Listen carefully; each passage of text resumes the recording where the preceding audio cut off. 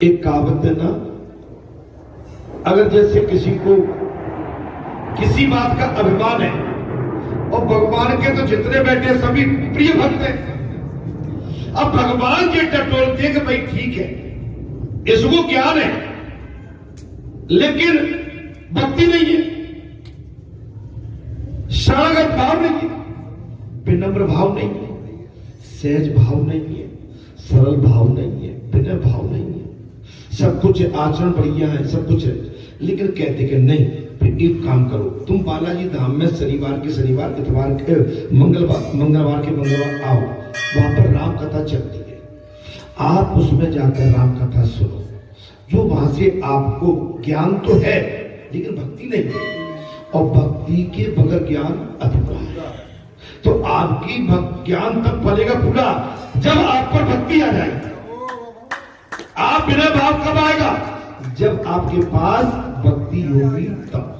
हमारे कई जीव हैं ये 30 साल में ये क्षेत्र में सुधार नहीं, ये क्षेत्र बहुत ही अक्खड़ था, अक्खड़ किसी की नहीं सुनता था।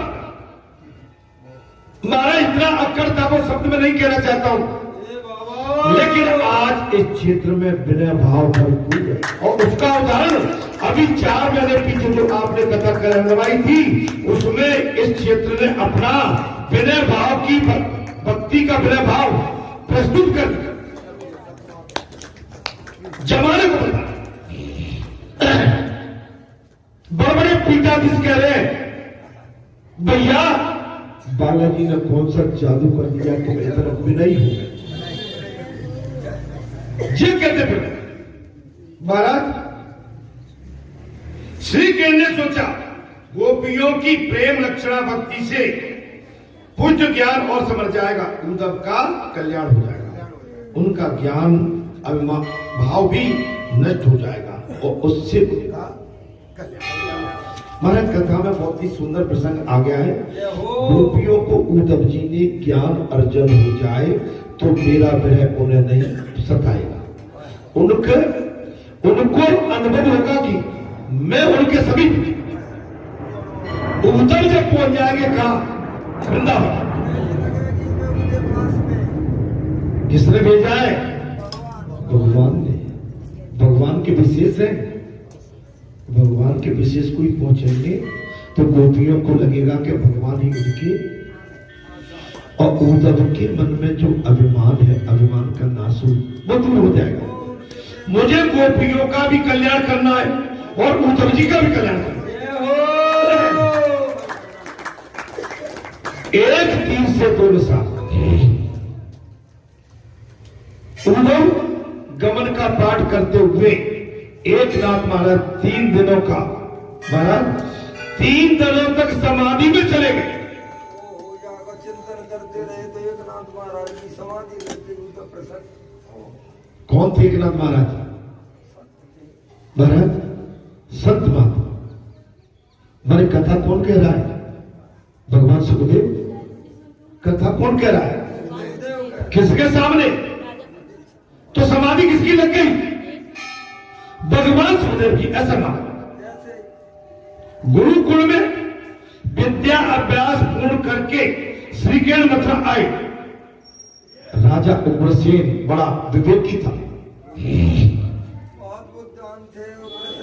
कंस का पिता राजा उग्रसेन बड़ा विवेकी था। उसने भगवान से कहा ये सारा राज आपका है। उग्रसेन बड़ा विवेकी ज्ञानी थे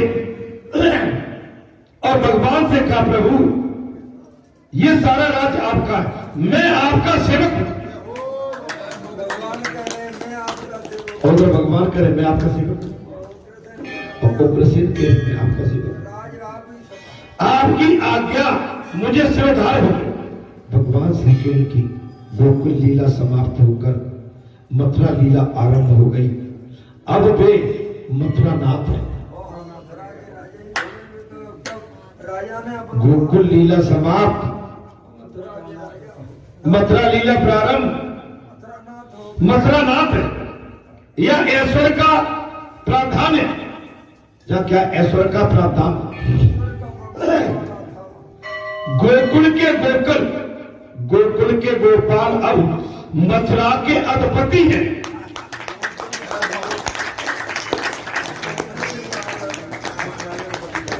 गोकुल के गोपाल मथुरा के अधिपति, गाय चलाने वाला कन्हैया भी अब कई दास दासियों की सेवा में है, सेवा कर रहे हैं। उद्धव जी भी श्री अंग की सेवा करते हैं। उद्धव जी भगवान के अंग की सभी प्रकार का सुख ऐश्वर्य चरणों में उपस्थित है इस समय।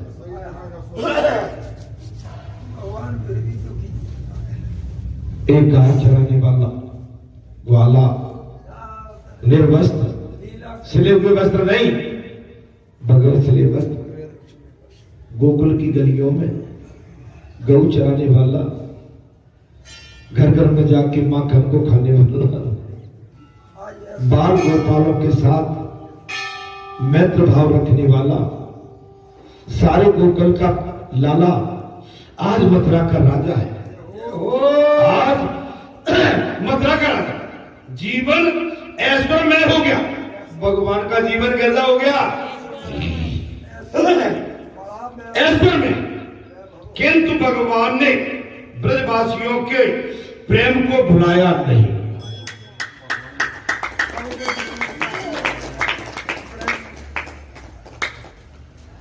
ये मेरे बाबा,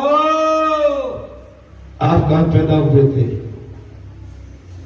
चतुर्थुरा में। क्या उस प्रेम को भुला सकते?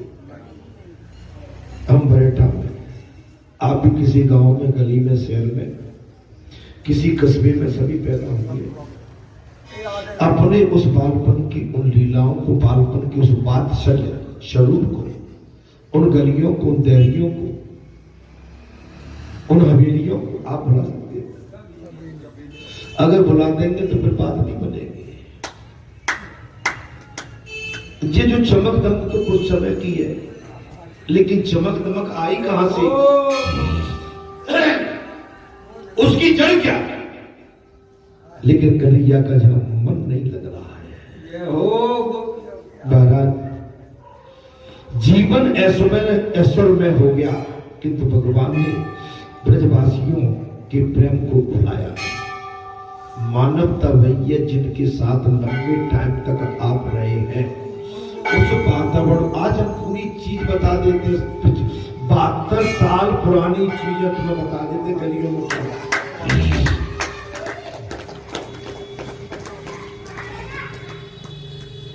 बाजरा की रखवाली करनी जाते गांधी, ये मेरे बाबा मेरा बना देते थे, मेरा पे गोफिन दे देते। भोर भयो बाजरा की रखवाली को मोए पठायो,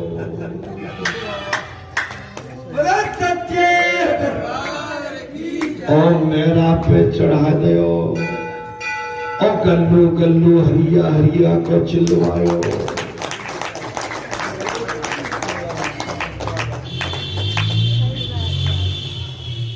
मैंने आप